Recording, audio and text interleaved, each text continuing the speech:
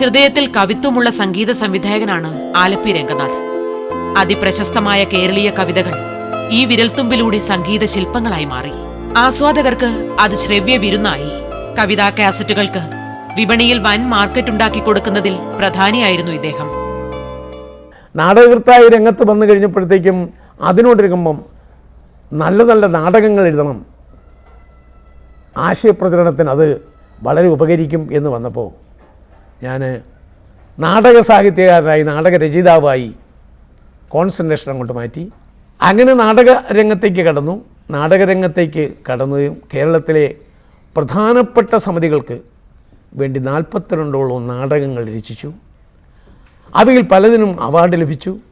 Award ഒരു വലിയ കാര്യമാക്കി പറയുന്നില്ല എങ്കിൽ പോലും അംഗീകാരം ലഭിച്ചു എല്ലാ തരത്തിൽ നിന്നും. സർക്കാരിൻ്റെ അവാർഡിനേക്കാൾ ഉപരി ജനങ്ങളുടെ അവാർഡുകൾ ധാരാളം ലഭിച്ചു. അത് കഴിഞ്ഞ് മറ്റൊരു കുസൃതി കൂടെ ചെയ്തു. ഒരു സിനിമ സംവിധാനം ചെയ്തു, തിരക്കഥ എഴുതി. അമ്പാടി തല്ലിലുണ്ണി എന്നായിരുന്നു എൻ്റെ പേര്. പുതുമുഖങ്ങളെ മാത്രം ഇട്ടുകൊണ്ട് പിടിച്ച പടം സിനിമ എന്ന രീതിയിൽ, അല്ല ഒരു കഥയെന്ന രീതിയിൽ, കഥാവതരണം എന്ന രീതിയിൽ വലിയ മോശമെന്ന് പറയാൻ ഒക്കില്ലെങ്കിലും കളക്ഷൻ ഉണ്ടായില്ല. ഒരാഴ്ചത്തെ പടമായിട്ടത് നിന്നു. നാടകപ്രേമികൾ ഇന്നും ഓർമ്മയിൽ സൂക്ഷിക്കുന്ന കുറേയേറെ നാടകങ്ങളുടെ രചയിതാവും സംവിധായകനുമാണ് ഇദ്ദേഹം.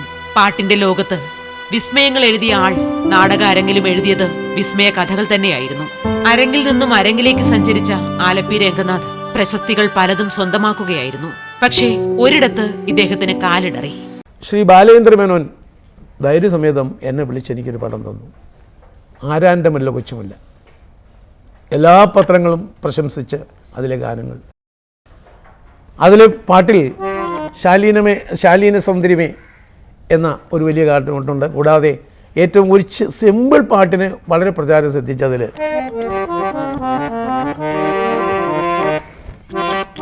കാട്ടിൽ കൊടും കാട്ടിൽ മുൾപ്പടപ്പിൽ ഒരു കൊച്ചുമുല്ല, ആരും കാണാതെ ആരോരും അറിയാതെ ആകെ തളർന്നു പോയി കൊച്ചുമുല്ല.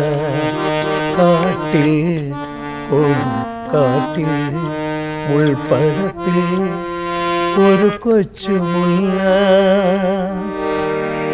പിന്നെ ശാലീന സൗന്ദര്യം എന്നൊരു പാട്ട്, പിന്നീട് പൊൻതാമരകൾ എന്ന് പറഞ്ഞ ലവ് സീൻ പാട്ട്. ഇങ്ങനെയൊക്കെ ആ പടം വളരെ നന്നായി ചെയ്യാൻ ഭാഗ്യമുണ്ടായി. പിന്നെ പപ്പൻ പ്രിയപ്പെട്ട പപ്പൻ പപ്പൻ പ്രിയപ്പെട്ട പപ്പൻ, അതെ, സത്യനന്ദിക്കാടിൻ്റെ ഒരു പടം. പിന്നെ മടക്കയാത്ര, പ്രിൻസിപ്പാൽ ഒളിവിൽ തുടങ്ങി കുറേ പാട്ടുകളും. പിന്നെ വിസ, മേഘസന്ദേശം ഒക്കെ, അങ്ങനെയുള്ള കുറേ, എല്ലാത്തിൻ്റെയും പേര് ഞാൻ ഓർക്കുന്നില്ല. പശ്ചാത്തല സംഗീതം. ഈ വഴി മാത്രം, സുകുമാരൻ എന്ന നടൻ്റെ, അജയനായ നടൻ്റെ ലാസ്റ്റ് ചിത്രമായിരുന്നു ഈ വഴി മാത്രം. പിന്നെ എനിക്ക് മരണമില്ല, ബാലേന്ദ്രൻ ചുള്ളിക്കാട് നായകനായി അഭിനയിച്ച ഒരു പടത്തിൻ്റെ എനിക്ക് മരണമില്ല എന്നാണെന്ന് തോന്നുന്നു ആ പടത്തിൻ്റെ പേര്. അതിന് പശ്ചാത്തല സംഗീതം ചെയ്തു. അങ്ങനെ സിനിമാ രംഗത്ത് കിട്ടുന്ന വർക്കുകൾ ചെയ്ത് മുമ്പോട്ട് പോകുന്ന ഒരു സ്വഭാവമായിരുന്നു എനിക്ക്.